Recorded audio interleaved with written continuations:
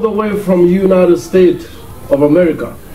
Here we are with the man of God coming all the way from South Africa, the man of God Daniel. Pastor, yes. Welcome to United States. Thank you very much. So we have listened to the message of this evening. Can you please quickly tell us what was the message and why that message? Praise God, praise God. The message, thank you very much for inviting us again. Yeah. And we really appreciate for this opportunity. Thank you so much. Thank you to Pastor Matthew, his wife, and we also thank you. Thank you so much. Thank you to Pastor Blaise to give a blessing to me so that I can meet all of you. Amen. And also the reason why we appreciate that message is also part of my journey of my life. Yeah. So it's a living, it's like preaching that the preaching that I give is a life that I went through. Yeah. So that's the reason why I come to the message. Thank you so much, Pastor Daniel. Can you please tell us a little bit about your life? Yeah, I'm a pastor. I'm married to one woman. Her name is Yue. She's a South African. We have a 3 kids. The first one is Labroa. The second one is Bonji. And the third one Latin. So we live in South Africa, in Cape Town, and the church is there almost 9 years with the church now. Thank you so much, Pastor Daniel. This is your first time in the United States? No, this is the 4th time. The 4th time in the United States? Yes. So we hopefully will have you back, because after this message we have transformed many lives. And I've been touched with this message. Also, other members also told me they was touched with this message. We hopefully receive you again in the United States of America to this kind of message, because in the season that we are living, it's very important and very difficult to see men of God who preach with the heart and with the spirit. So we want to thank you on behalf of our Pastor Matthew, and we hopefully one day we will receive you again back to United States. Any message you want to translate to all these viewers, all these people who will be seeing this message? Any message? Thank you very much for giving me again this opportunity to communicate the message. Thank you. In this season where we are working with the message of believing in our harvest, because it's the season of harvest. All of us as a Christian, we need to believe in the time, planting and harvest. We cannot just be planting without harvesting. So I want just to speak to someone that you must have a faith in whatever thing that you expect from God. Yes, the challenge will be there. The battle will be there. There is nothing, there is no bigger things will come easily. Whatever we receive in our life, when we see fight, we discover that there is a bigger things beyond that fight. So I just want to speak to someone to have faith in God, to trust again, to believe that the year is not going to finish without experiencing your harvest. God bless you. Thank you so much. We will be inviting you once again next Sunday in a Kingdom City. You are invited with your family. Thank you so much and shalom. Merci, soyez les bienvenus, chers spectateurs, vous tous, depuis la ville de Houston, à Texas, aux États-Unis. Nous avons le privilège de recevoir l'apôtre de Dieu qui est ici avec nous. C'est une homme de Dieu, une apôtre de parole, en pouvoir et en acte. Soyez les bienvenus par apôtre dans cette émission à Kingdom City. Merci beaucoup. Donc, apôtre, pardon, si vous pouvez introduire votre nom et de quel pays vous venez. Merci beaucoup, bien-aimé, pour l'occasion que tu m'accordes. Merci. Et merci beaucoup au pasteur Mathieu ainsi que maman pasteur et à toute l'église. Je réponds au nom de Blaise Kaching. Je viens du Congo, RDC, que nous sommes en train de prier pour que Dieu donne la stabilité et la paix. Amen. Et je suis en Amérique depuis presque 2000 jusqu'à aujourd'hui. Et je vis actuellement à Nashville, Tennessee. Yes. Merci, pasteur. Donc, pasteur, pardon, pouvez-vous nous parler à propos de cet appel que Dieu vous a donné? Nous savons que quand Dieu donne une personne un appel, il les quitte et puis lui donne un message. Quel est le message que Dieu vous a donné pour les nations? Et les messages que Dieu m'a donné pour les nations, d'abord j'aimerais dire merci à Dieu. Oui. Parce que je suis né dans une famille de presque 12 personnes. Amen. Et 2 personnes nous ont laissés et papa et maman sont aussi partis. Et je suis pratiquement le papa et maman de la famille. Amen. Et c'est à l'âge de 17 ans à peu près, quand la vie était tellement compliquée, amen, avec la jeunesse dans les temps, que je me voyais perdu. Mais Dieu, qui avait déjà un plan avec ma vie, était venu me récupérer. Amen. Dans cette dans la boue. Chez nous on dit poto-poto. C'est tellement compliqué. Amen. Alors c'est comme ça que Dieu va m'appeler. Et je me souviens quand j'étais encore petit, et quelqu'un, j'ai fait un rêve. Et dans les rêves, je vois que je suis chez le voisin, il y a un mort qui était dans le cercueil. Et on cherchait quelqu'un pour prêcher, et on m'appelle moi pour prêcher. Et j'ai commencé à prêcher pour amener une parole de réveil. Et c'était très bizarre. Et quand je me réveille, je parle à ma mère, et pourtant ce temps-là, mes parents étaient catholiques. Amen. Et ils étaient tellement catholiques ancrés, et ma mère n'avait pas saisi le message. Amen. Elle me regardait, c'est comme si j'étais étrangère à cette histoire. Et dès ce temps-là, ma vie commençait à tourner. Amen. Et c'est comme ça que je vais quitter mes parents pour aller habiter chez mon oncle, qui était à 120 km de la ville natale. Et quand j'arrive là-bas, toujours dans les désordres, mais là, il y avait Dieu, parce que mon oncle était berger d'un groupe. Amen. Et c'est comme ça que j'ai rencontré Dieu. Amen. Et Dieu m'a donné le message du réveil. Amen. Amen. Et Dieu m'avait dit, il va faire de moi un agent du réveil. Amen. Et c'est le message que je marche avec, c'est de réveiller les gens, c'est de réveiller les âmes pour que tous nous soyons des lampes sur la terre pour la cause de Dieu. Donc aujourd'hui, on va écouter la parole de Dieu qui nous parlait à propos de la vie de Moïse.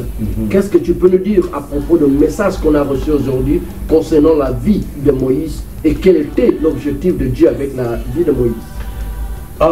Il faut d'abord comprendre que Dieu, c'est difficile de le comprendre parfois.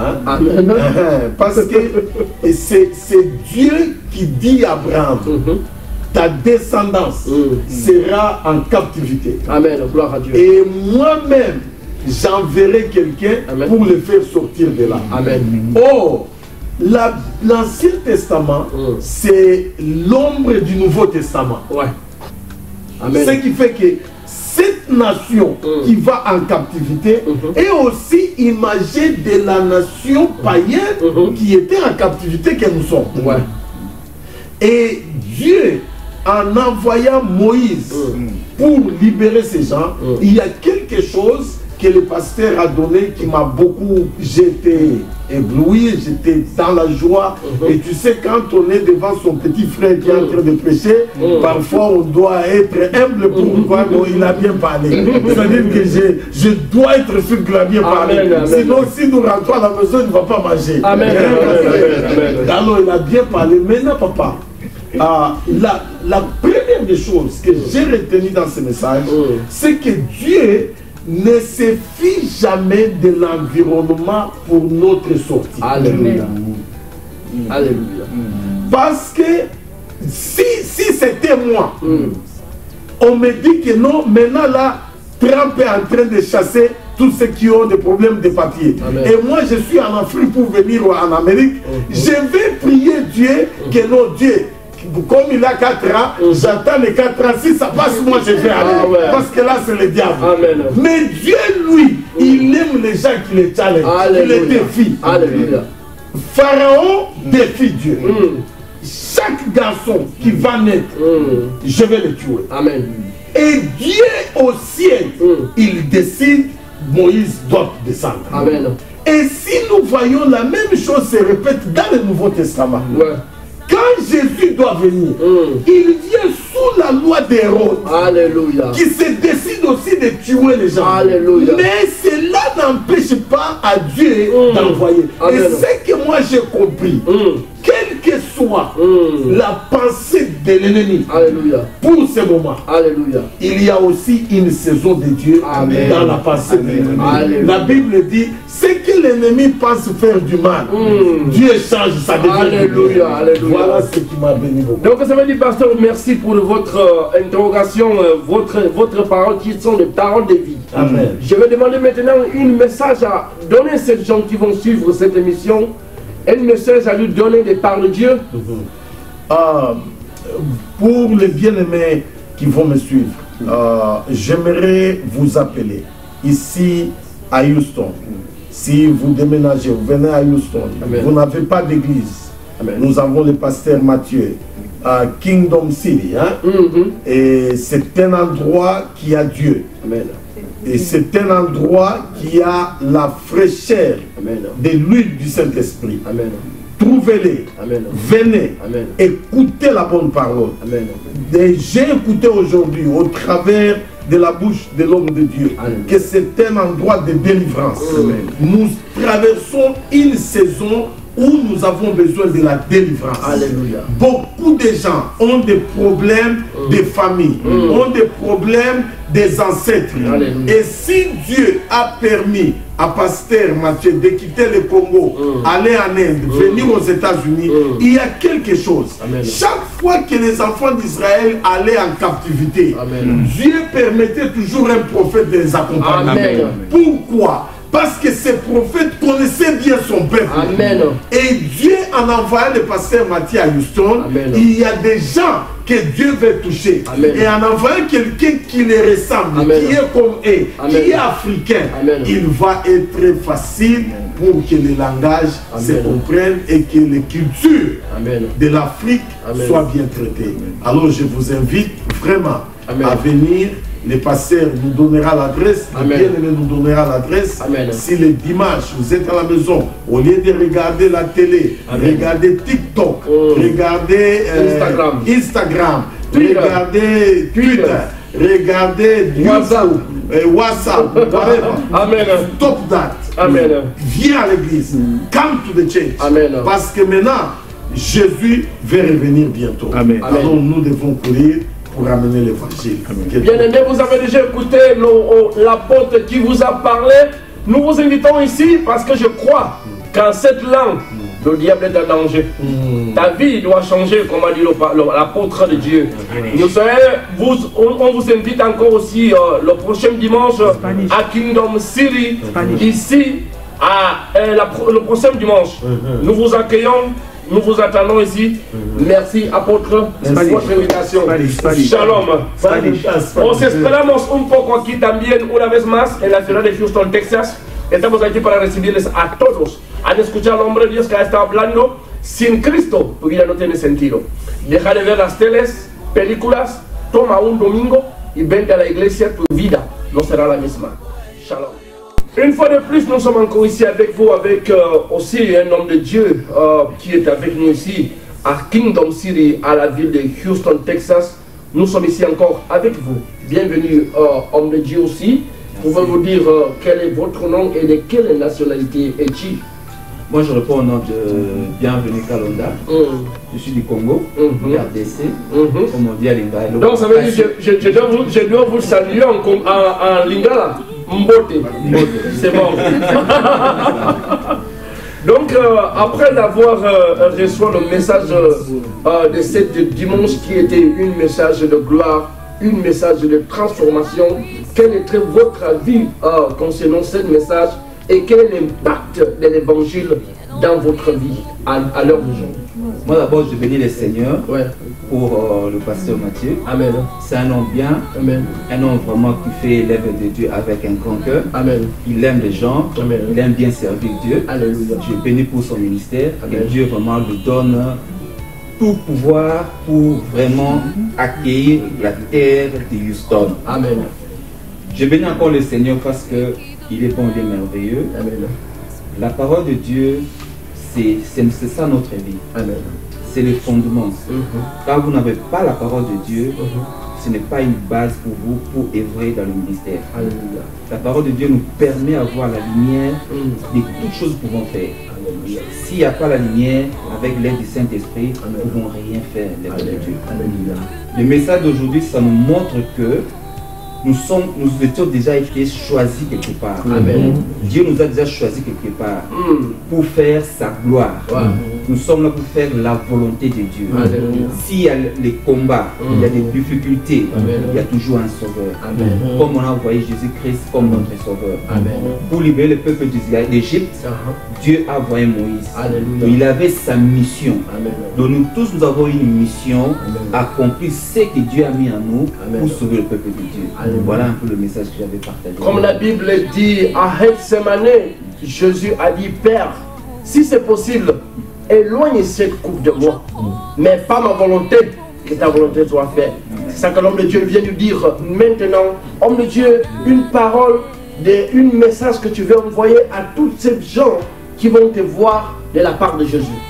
Premièrement, il faut avoir l'amour du prochain. Amen. Il faut aimer Dieu. Amen. En première position. Amen. Aimer le travail de Dieu. Alléluia. Et puis aller à l'église. Amen. Comme nous sommes ici à l'église. Amen. Venez aussi assister à l'église pour recevoir la parole de Dieu. Amen. Laisser à la maison, c'est l'ennui. La Bible nous dit, il est bon agréable de frères et sœurs de demeurer ensemble. Amen. Voilà les conseils que j'avais dit à tous les frères. Damas y caballeros, han escuchado lo que ha estado diciendo el hombre de Dios. Dice que hemos de tener el amor al prójimo, porque el que no ama no ha conocido a Dios. Por eso queremos invitarles una vez más el próximo domingo, a fin de que puedan unirse con nosotros y celebrar ese culto agradable. Os invitamos en Kingdom City, en Texas, Houston. Una vez más, muchas gracias, merci homme de Dieu, et nous vous attendons encore le prochain dimanche. Amen. Dieu vous bénisse à tous et shalom. Comme on dit, devant un grand homme, il y a une grande femme. Maman, soyez bienvenue dans cette émission. Vous pouvez nous dire quel est ton nom et vous êtes de quel pays? Moi, c'est Maman Espérance Tambamba. Je suis de la RDC. Mbote. Ok. Alors maman, dans cette église, en tant que mère, nous savons que comme mère, vous avez une fardeau tellement grand. Quelle est la mission, votre mission vis-à-vis à propos de la vie de l'homme de Dieu? Quelle est votre mission? De le soutenir, et quel est le message de l'homme de Dieu?